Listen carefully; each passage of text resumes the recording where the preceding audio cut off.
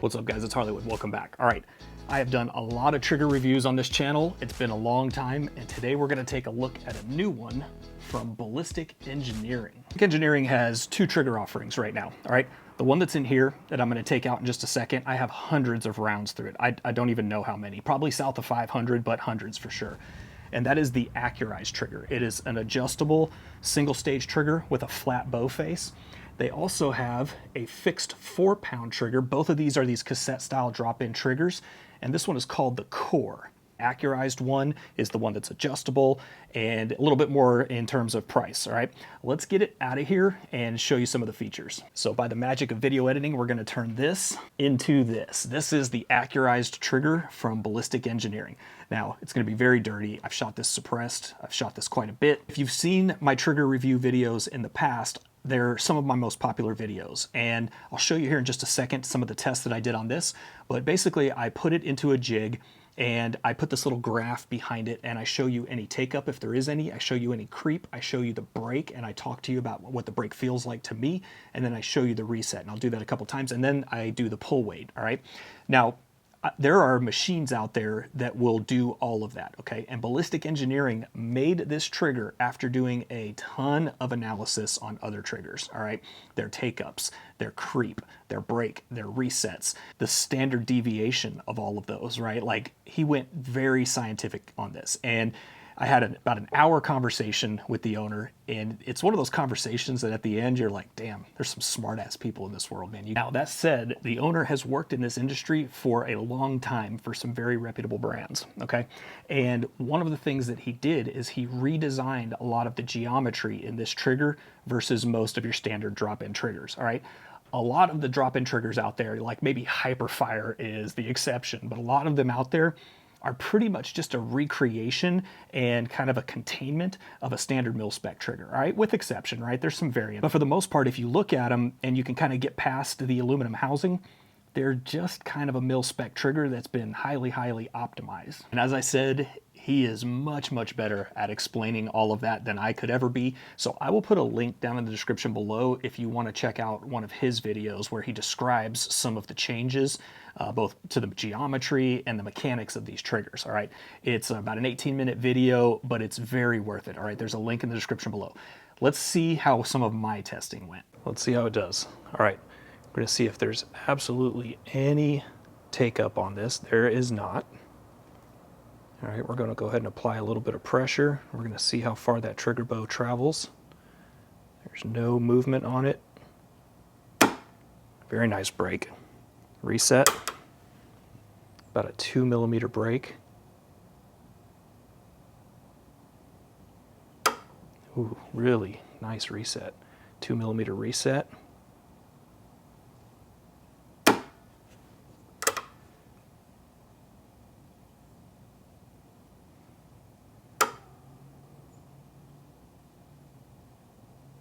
Ever so slight creep on it, ever so slight.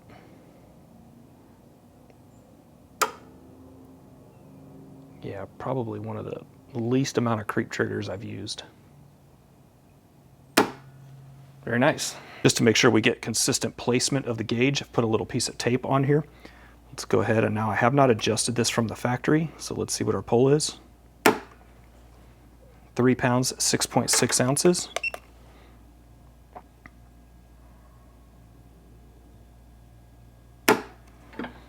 3 pounds, 4.2 ounces.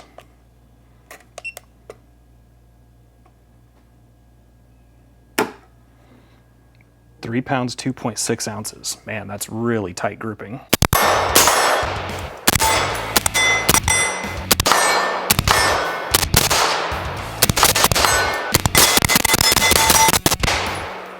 As I mentioned earlier, I've tested a shit ton of triggers on this channel, all right? Probably north of 30, all right? From Geisley's to Elftman's to POF to Hyperfires, and this one definitely sits in the top of that group, all right? I don't know that it's necessarily the top trigger, but it definitely sits in the top of that group. Now, some of the reasons, if you go watch that video that I said I posted down below, some of the reasons that he changed this was to address some failures that typical drop-ins can have, all right? anything from double fires, triple fires, to just complete lockups, all right, when the trigger gets really dirty.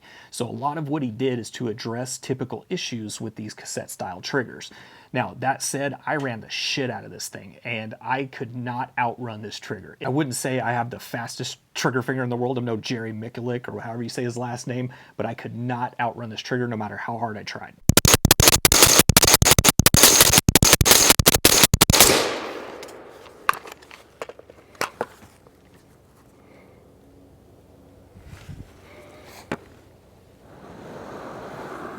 So this trigger sits up in that daughter just dropped something. Now this trigger sits up in that upper echelon for sure. And I can't, she dropped something else. Now, if we look at the results that I had in my test, are there other triggers in the market that have 0 take-up? Yes. Are there other triggers in the market that have only 2mm breaks and resets? Yes. What I will tell you about this one though that is different, kind of puts it in that upper echelon, is the pull weight on this was incredibly tight. All right, so when I ran several tests, the variation between those was incredibly minimal. So really nice job. I don't know if that's something to do with the refactored engineering or what it is. So anyway, that is the Ballistic Engineering Accurized trigger. It is adjustable down from, I think he said from 1 pound up to 6, all right?